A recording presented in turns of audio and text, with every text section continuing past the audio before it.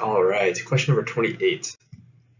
Let g be a continuously differentiable function with g of 1 equals 6, g prime of 1 equals 3, and what is the limit of this entire mess? All right, so let's go ahead and just write it out.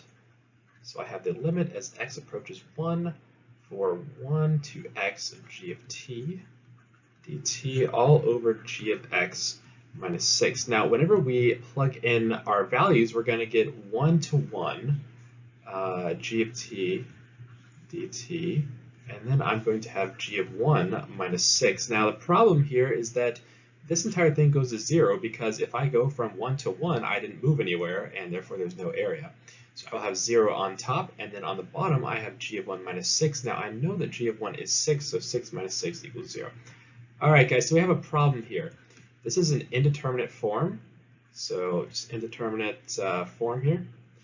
And whenever I took the AP exam my senior year of high school, which was, well, I'll let you figure out when that was, or don't figure it out.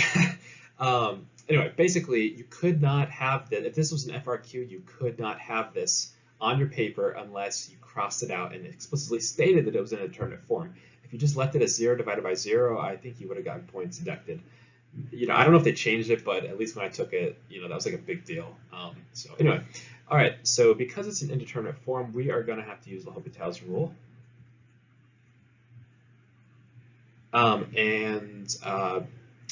Basically what it says is that, if the limit of the top, and if this was an FRQ, you literally have to explicitly state. So we'd say the limit as x approaches 1 for the top, so whatever the top is, equals 0, and then the limit as x approaches 1 for the bottom, so whatever the bottom is, that also equals 0. Therefore you have to use, L'Hopital's rule, right? Okay. Anyway, so if this is an FRQ, just make sure that.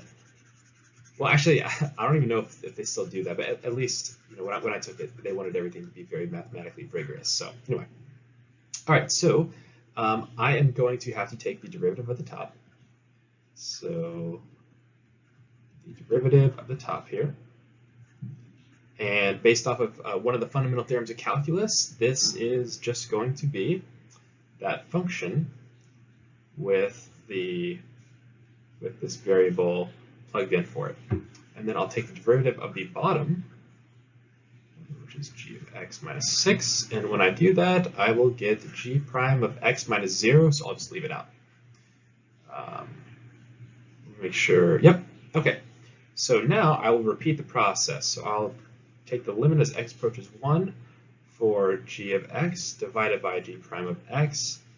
I will go ahead and substitute, so I will get g of 1 divided by g prime of 1. Sorry, that should have been a 1, not an x. And then I know that g of 1 is 6, and g prime of 1 is 3. Let me write it down here. 6 divided by 3 is in fact 2. And therefore, the correct answer is D. And yep, checking with the key here, that is the correct answer. Let's see here. If you guys have any questions, feel free to comment below, and I'll see you in the next video.